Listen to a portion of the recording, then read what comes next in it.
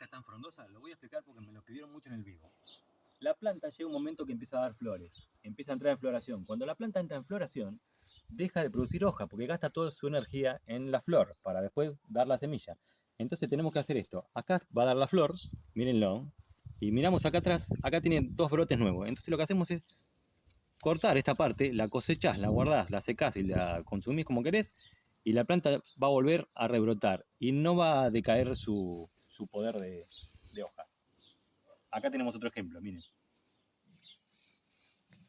Podás la parte de la flor, que está acá, y te quedan esos 2 brotes nuevos para que siga produciendo hojas saludables. Espero les haya gustado y lo dejo porque me lo pidieron mucho.